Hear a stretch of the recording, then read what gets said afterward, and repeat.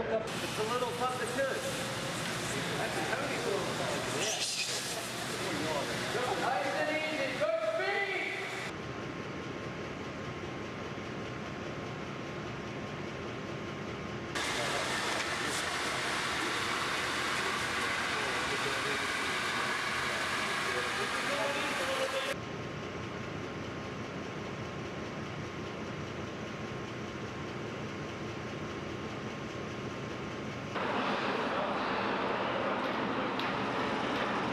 Good speed.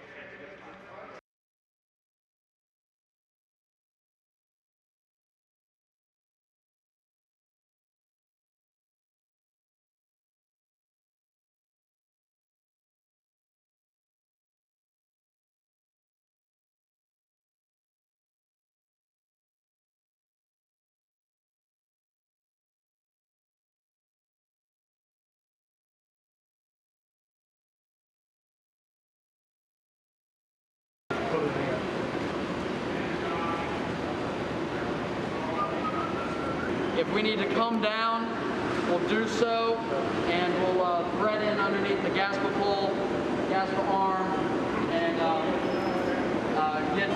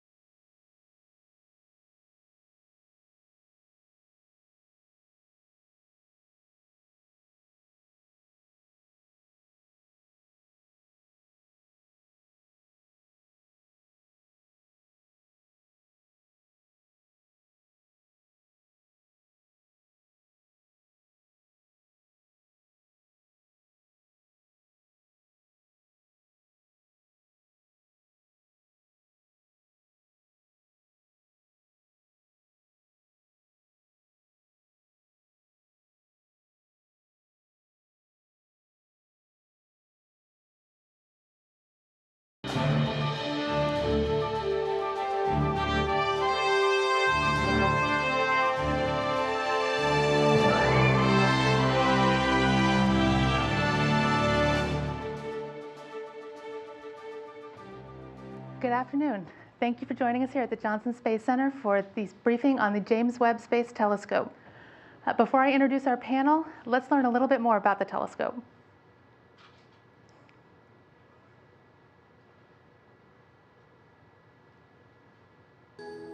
Webb is truly a civilization-scale mission. It not only changes what we know, but how we think about ourselves. It will pick up where the Hubble Space Telescope and Spitzer Space Telescopes left off in their capabilities. And it lets us see out through 13 billion years of cosmic time to look at the first generation of galaxies that formed after the Big Bang. It will also look at these worlds out there, exoplanets, that may or may not harbor life. When the Webb telescope gets to space, it will be operating in very harsh conditions, in a vacuum and very cold. So we have to test that on Earth. At the Johnson Space Center, their Chamber A was used to do the thermal vacuum test. Chamber A was built for the Apollo mission. So they tested the Apollo spacecraft in it. And for the Webb telescope, we have totally taken that chamber and repurposed it. It's a multi-story thermos bottle in which we can pump all the air out and then chill it very cold. This critical test has been planned for a long time. It was a very long test, and we passed with flying colors. Webb is a partnership between NASA, the European Space Agency, and the Canadian Space Agency. Science is international because we bring the best to the table that everybody can offer. And it really takes a planet to make a telescope like Webb. It's pushing the limits of technology, and it's going to push forward the limits of science. It's an incredibly powerful tool to take the next step in space exploration.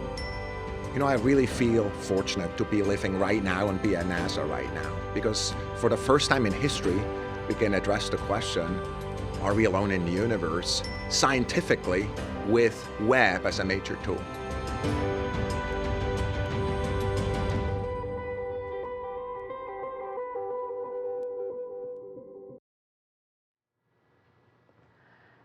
And with us in studio today, we have Dr. Ellen Ochoa, the director of the Johnson Space Center.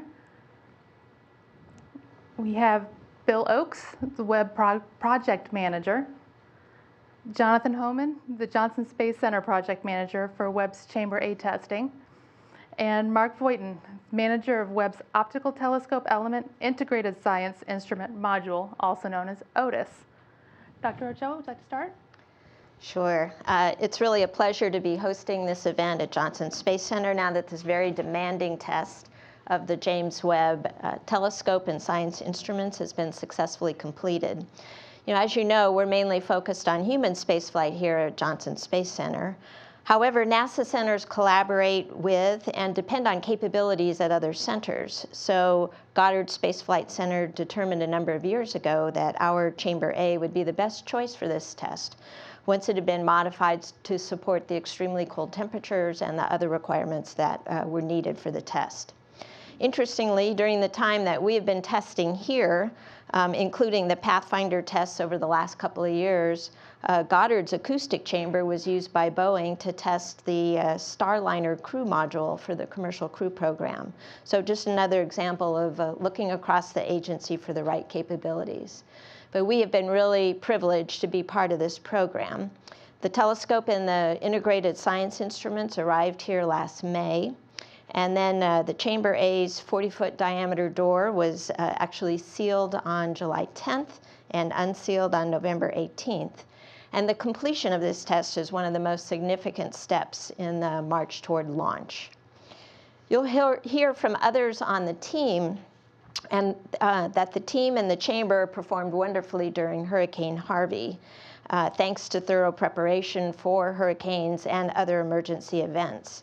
I did especially want to thank the folks that were here from Goddard or actually from other places around the country in support of the testing, all the non-Houstonians, because they really, in a way, became Houston citizens for a short time, and they chose while they were here to help out with Harvey recovery efforts in a wonderful spirit of community. JSC was the final stop in testing the telescope and science instrument system performance before launch. Its next stop is Northrop Grumman, where the combined telescope and spacecraft will undergo additional testing, and then on to French Guiana for the launch. So I'd like to turn it over now to the James Webb Space Telescope Project Manager, Bill Oakes. Thanks, Ellen. Before I get started, I do want to acknowledge we have numerous members of our outstanding JWST team sitting here in the audience today. And what I'm going to do is really look at this test from more of a big picture perspective, discussing what it took to execute the test, as well as issuing some very well-deserved thank yous. Both Jonathan and Mark will be talking more of the details of the chamber performance and the actual test itself. OTIS is the integration of the JWST telescope and its science instruments. This cryo test, if you're down at Johnson, with Goddard leading the OTIS flight hardware testing and JSC leading the chamber execution and operations, really completes the final phase of OTIS's environmental test program. The successful completion of this test represents a very significant milestone for JWST, as Ellen said, as we're marching towards launch and on-orbit operations. It verified the alignment of the telescope to the science instruments, the image quality of the telescope, as well as confirming the thermal performance of the telescope. And in the end, I'm very pleased to say that we now have verified that NASA and its partners have an outstanding telescope and a spectacular set of science instruments. The successful execution of this test, of a test of this magnitude and complexity, did not come easy. It took about 15 years of planning with thousands of hours of engineering meetings and independent reviews. It took an outstanding team to refurbish a chamber constructed during the Apollo era into the world's largest cryogenic chamber, and the construction of a brand new clean room. The complex optical test equipment required for testing took thousands of hours of design, manufacture, and test. Thousands of hours of chamber certification and risk reduction testing were executed to ensure optimal performance of the chamber, the optical test equipment, procedures, and personnel.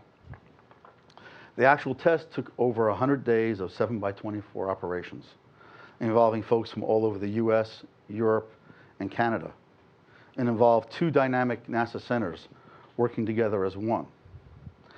And as mentioned, it survived Hurricane Harvey.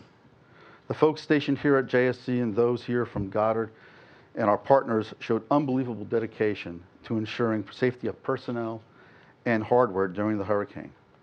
For those stationed here at JSC, who continued to provide outstanding support to the test despite threats to their families and homes, I cannot thank them enough for their dedication.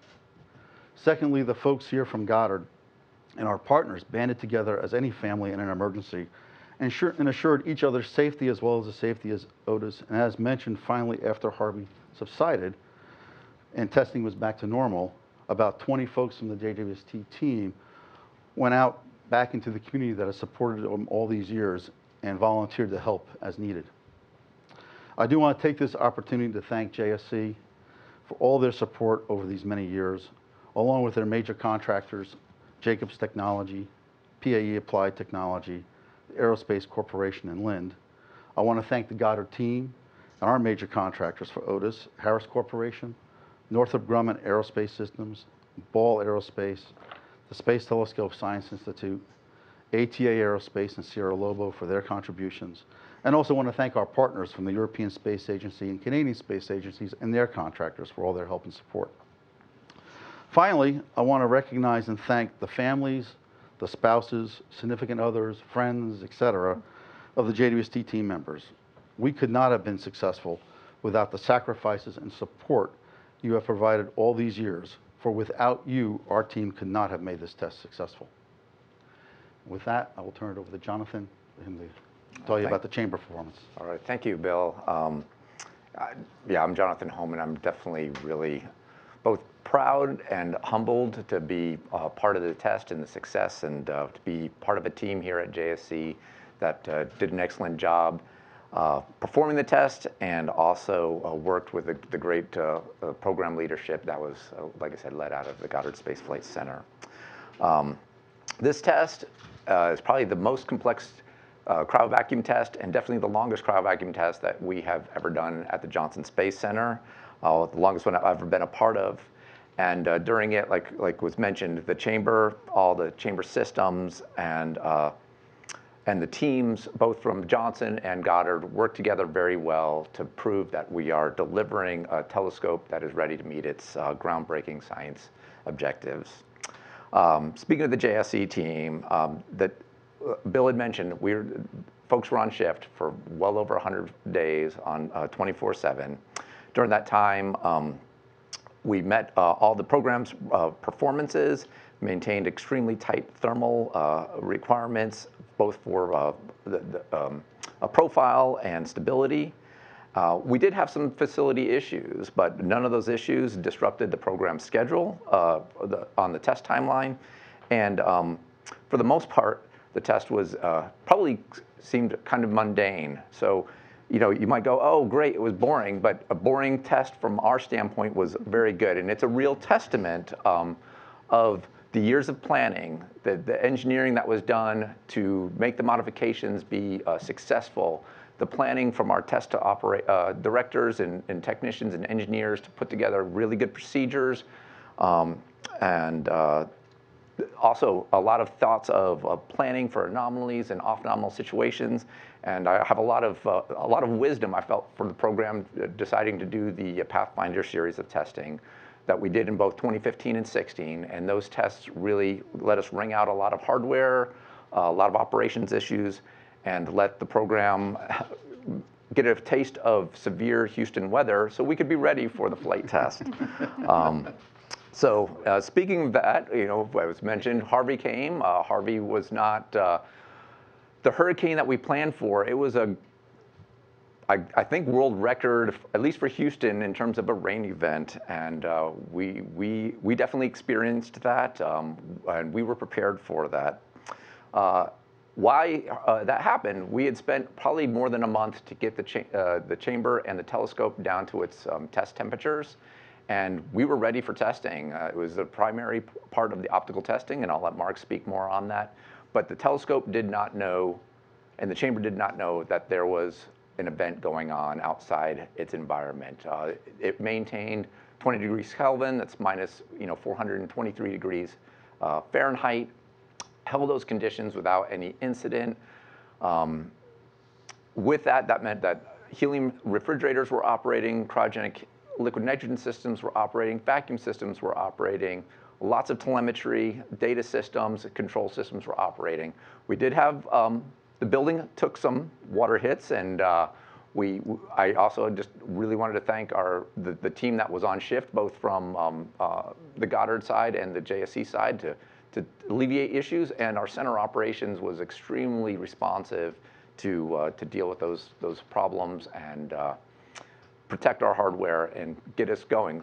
The Goddard team did not stop testing. They used that time and made great progress during the time that our center was closed.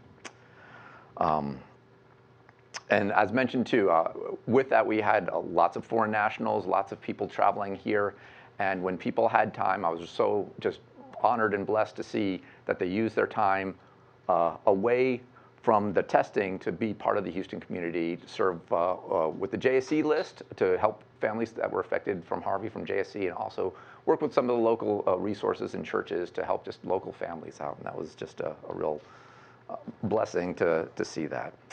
So accomplishing this test here at Johnson was a major milestone for the program. And as many of you know, and as mentioned, Chamber A is a National Historic Landmark because of what it did for the Apollo program, essentially testing the Surface and Command Module in its space-like environment as it traveled to the moon and back.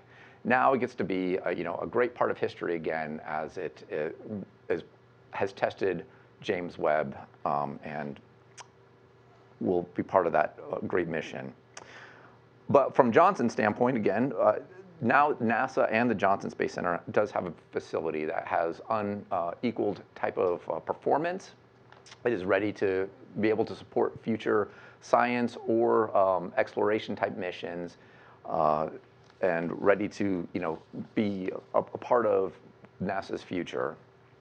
So With that, I just wanted to again say that I'm really grateful for what we were able to do, and I'm going to pass it on to Mark a little bit to talk about the optical and telescope portion. So this is Mark Voighton. Thank you. Great. Thanks, Jonathan. As you can see from Ellen, Bill, and Jonathan, they've all clearly conveyed the fact that we're extremely elated to be here, especially after the successful completion of our cryovacuum and optical testing of the world's most magnificent time machine, the Webb telescope. As you can imagine, an endeavor of this magnitude does indeed require the extensive planning, execution, and coordination of a cast of hundreds. Has been mentioned, it's a completely collaborative effort, and the collaborative spirit is rooted in the great teamwork from all the partnerships that have been forged between the NASA centers, our international agencies, their domestic partners that include all of the contractors and several universities, all of which have been mentioned in detail by Bill. And as you can imagine, the cooperation of this extensive team helped prepare and execute each phase of the telescope's integration and testing during its journey towards launch in 2019. As you know, last May we arrived, and with the arrival of the optical portion of the Webb Observatory here at Johnson, both Goddard and Johnson team members greatly anticipated the final and most complex test of the flight hardware to date that will be conducted here at JSC's historic Chamber A.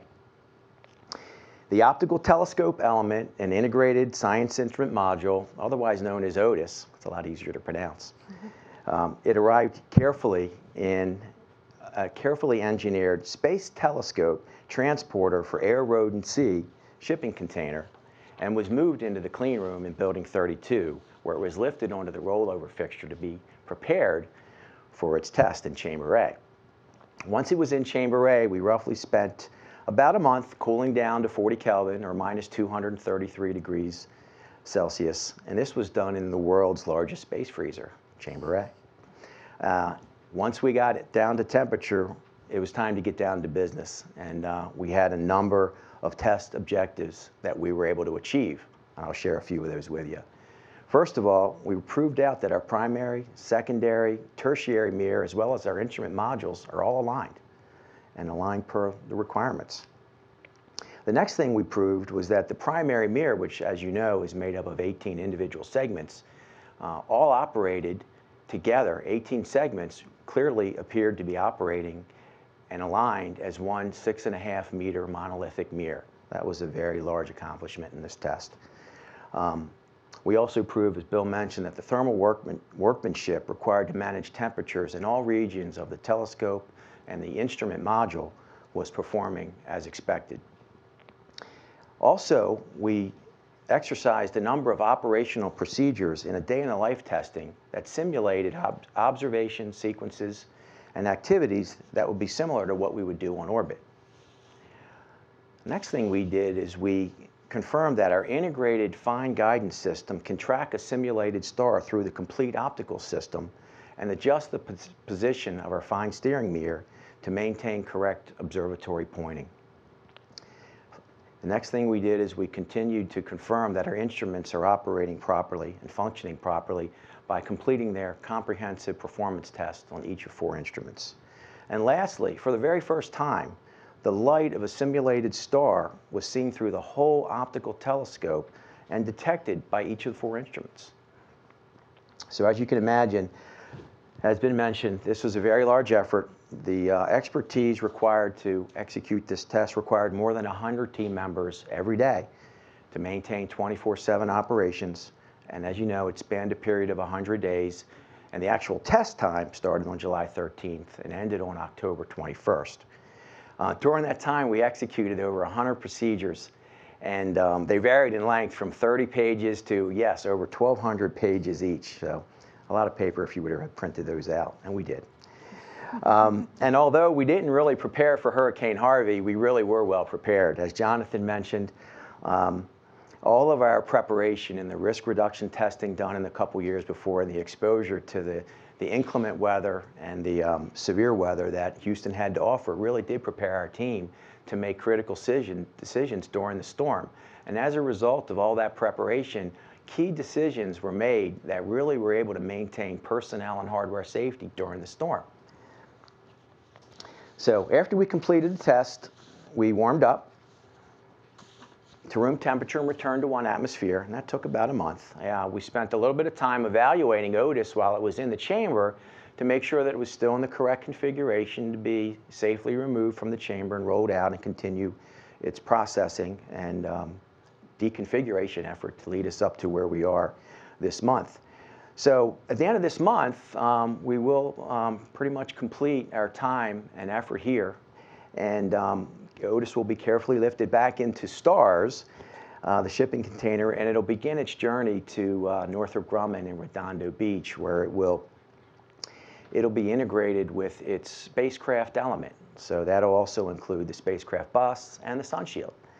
And together, for the first time as a complete observatory, JWST will endure its final acoustics and vibration testing prior to its shipment to French Guiana, its final earthbound destination prior to launch.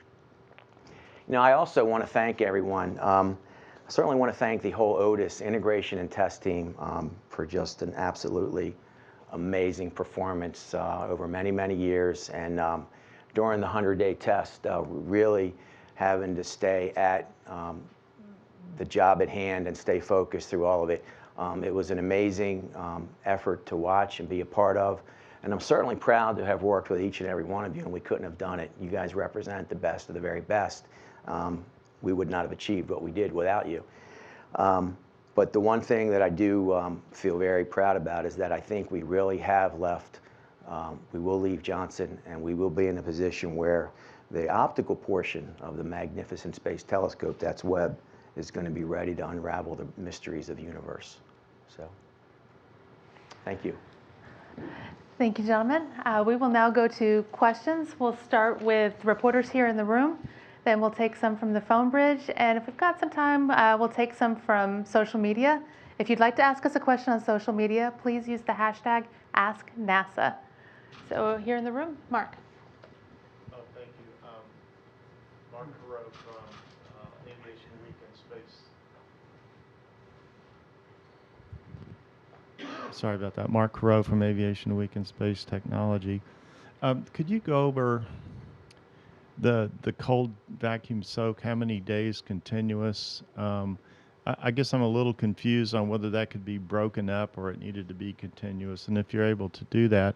And then could you speak to when the hardware will leave in a time frame, even roughly, how it will transport?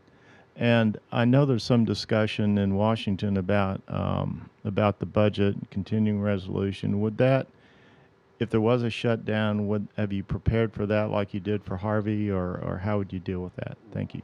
I'll take that Yeah, one. They Bill, can take the rest. Okay, I'll take the timeline. Yeah, we probably could both answer that, but Jonathan, take that.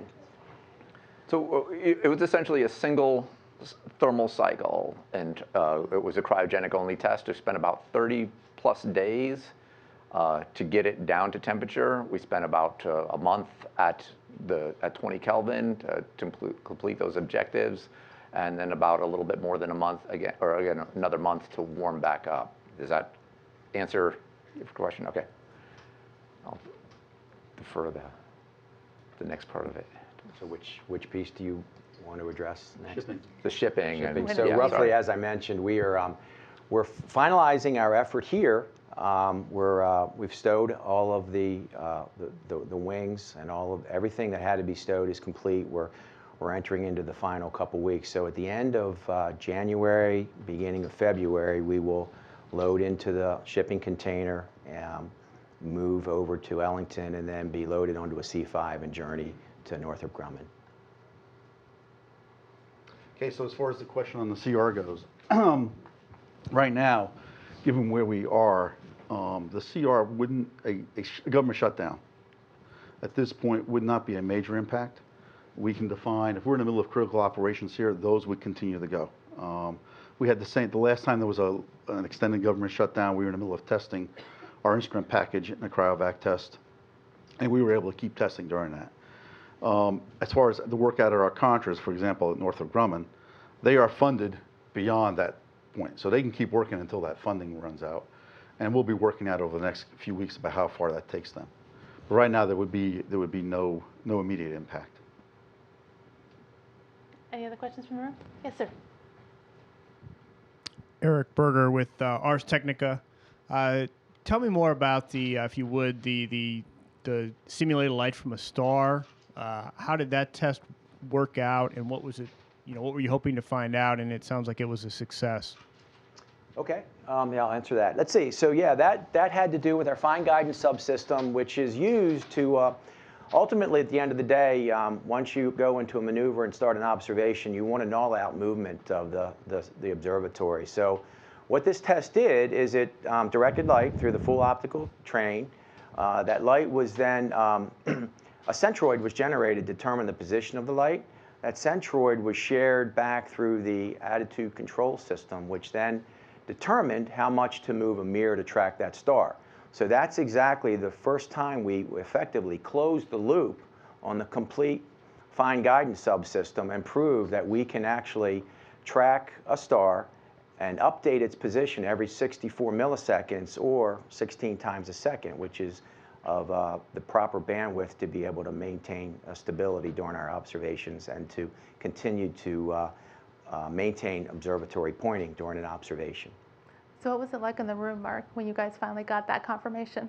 What was the attitude? Oh, there's so very, a very specific, everybody has roles and responsibilities, so a very specific part of the team, the fine guidance team, was elated. There were texts coming out at a regular rate, the fact that this was the first time over a tremendous number of years of planning and simulating and doing piecewise tests of the various components. If you can imagine a loop closing, every piece of that loop had to be tested independently, and then seeing it all come together in this test at temperature really was a completely fascinating moment, and everybody was actually happy that the loop closed and we were able to track the star, the simulated star, I should say, which really was from a source in our ASPA, which provided that light into our system. Robert? Robert Perlman with CollectSpace.com. I think when Otis arrived here, it was still set for a 2018 launch, a launch this year, and it's now out into 2019. Given that schedule, was there any change to the schedule while it was here? Are you taking more time to ship it, or where does that extra time play in between now and launch? There was no change to the schedule here. Anytime you have something like that, you want to keep everybody marching to their schedule, right? Time is money, so I don't want to really spend more time here testing, because then it's going to cost more money, and that money is going to be needed to pay for the launch delay. So what will happen is when we ship from here and we head out to Northrop Grumman, we will complete our post-ship functional testing out there, and then basically it will wait for the rest of the observatory to catch up to be ready for observatory integration. And it was mentioned how Chamber A is now ready to support additional future projects. Is there anything pending going into Chamber A now that it's upgraded? Is there any specific next program that's going to use? There is nothing specific. We've been looking at different things with both Orion and commercial cargo, commercial crew type of things are there, as well as we've met with some of the future science missions to talk about, how they might possibly use the chamber for some, like I said, the next generation type of science observatories. Any other questions in the room? All right, we'll go to the phone bridge. For those on the phone bridge, please press *1 if you have a question. And if your question's been answered, please press *2. And we'll go with Sarah. Hi, this is Sarah Lewin from Space.com.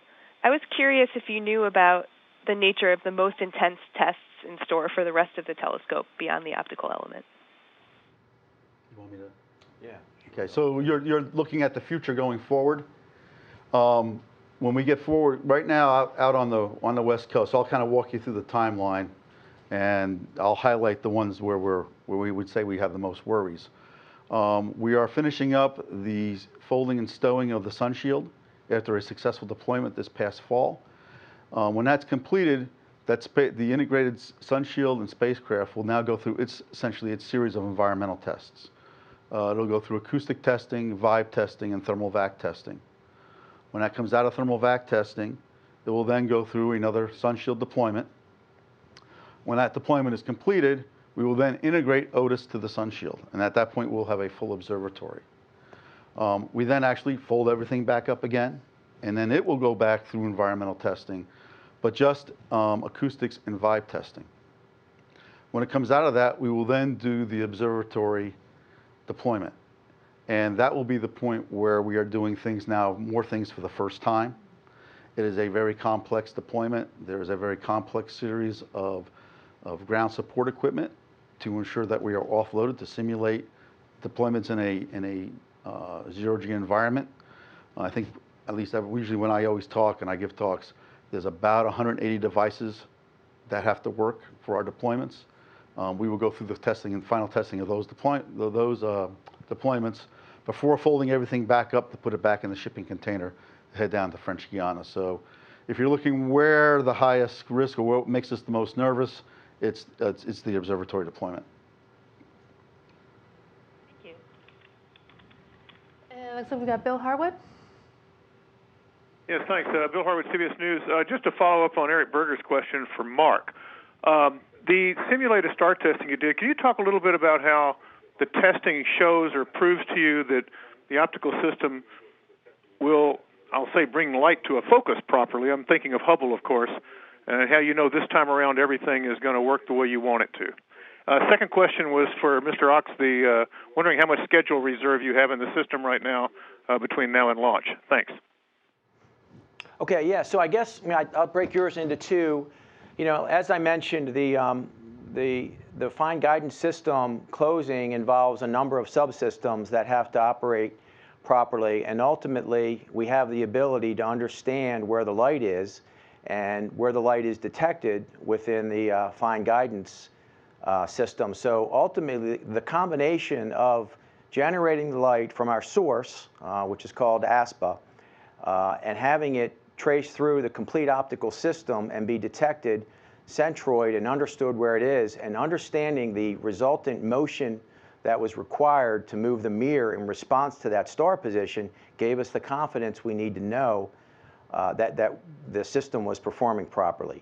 The second part of your question has to do with, it's kind of a general question about how we prepare JWST to not have similar problem that Hubble had. I think the simplest answer is this test that we conducted here is an end-to-end test. The end-to-end test is the one thing that gives us confidence that we will be able to make any adjustments to the mirror and its figure to deal with the thermal profile that we'll see on orbit.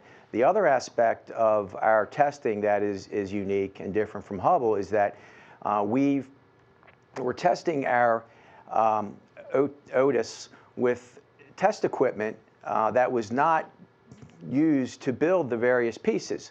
So we have a completely independent test method apart from what was used to build it. And the combination of those two things gives us the confidence that we will avoid the kind of problem that occurred on Hubble. As far as the reserve question goes, right now our current launch window starts at the end of March and runs through the end of June. So depending upon where you pick in that window you want to try to launch, it depends on the reserve. But if you're looking at it right now, we're probably sitting at around a couple of months of reserve. I will remind you that back, I guess it was before the holidays, during some congressional testimony on telescopes, Thomas O'Brien mentioned that we have an independent assessment of our schedule going forward at the end of this month. And at that point, the independent team will provide their assessment of our reserve, where we are, as well as in a project assessment, because we continually assess our schedule and the progress being made against it. I think we have some questions from social media, and just as a reminder, if you're following on social media and would like to ask a question, please use the hashtag AskNASA. Laura? Our first question from social media is about the chamber. So what changes were required to test the telescope as opposed to meeting the demands for Apollo? Okay, so Apollo was a kind of a thermal vacuum test. So it had both a hot and cold. So Apollo had a solar simulators and the environment was not as cold as James Webb. So it kind of rotated the Surface Command Module from a solar wall to the deepest space and was able to test the thermal performance of the Apollo Surface Command Module. James Webb did not need to see the sun. The primary telescope is on the dark side of the sun shield, so we needed to create the cryogenic environment, which was much colder. So that environment was probably about 100 degrees Kelvin. We were operating at about 20 degrees Kelvin. We had to build a new helium refrigeration system and a new helium shroud that's about 45 feet in diameter and 70 feet tall that Otis spent those 100+ days in that environment. Another question is, how does being cold benefit Webb, and how is that different than Hubble? I'll take that question. So we're different in Hubble in many ways. Two of the bigger ways is, one, we're much larger than Hubble. All you got to take is a look at the size of our primary mirror and the size of Hubble's primary mirror. But the other part of that is, whereas Hubble is a visible light, primarily a visible light telescope, we are an infrared telescope. So for us to be an infrared telescope, we have to be at very cold temperatures to be able to detect the light from the early beginnings of the universe, and as it goes through the universe and goes through a shift into the infrared, we use those cold temperatures to be able to detect those signals coming from the early aspects of the birth of the universe. Do we have any other questions? Yes, ma'am.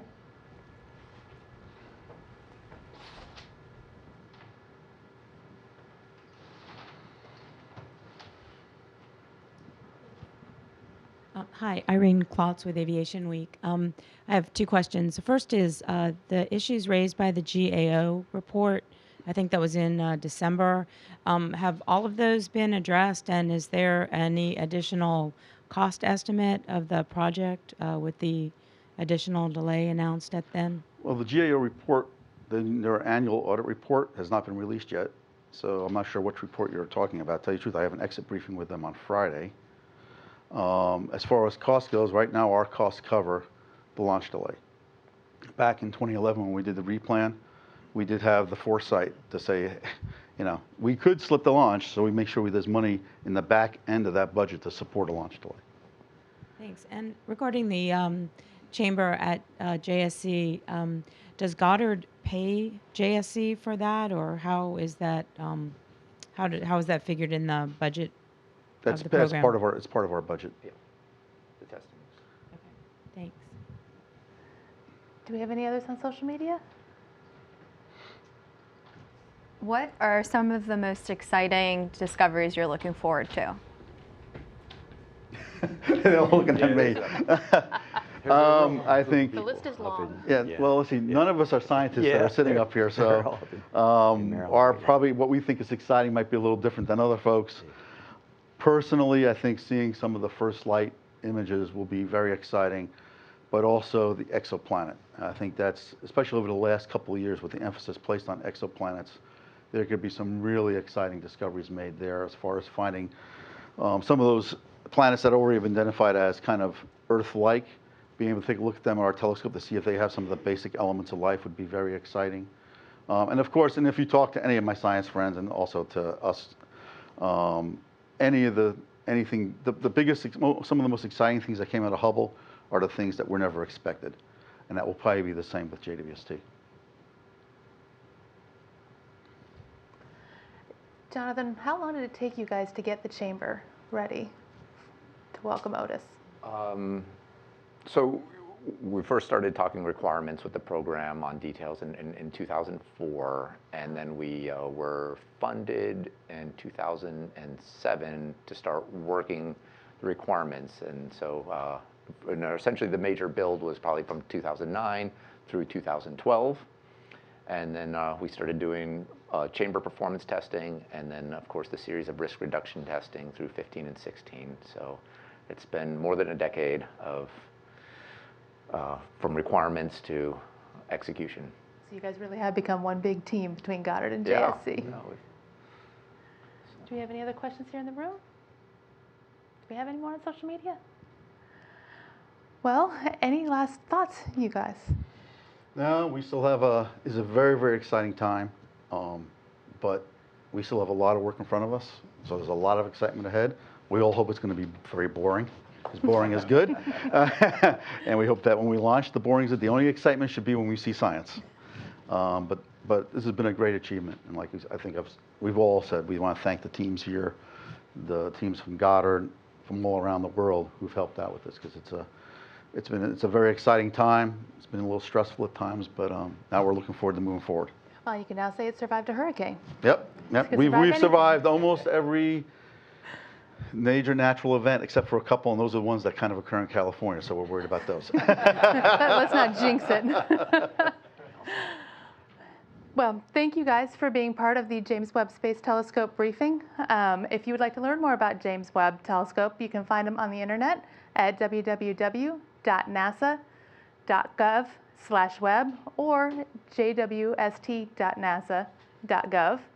You can also find Webb on Twitter at @NASAWeb and on Instagram at NASAWeb. Thank you for joining us today. Have a good afternoon.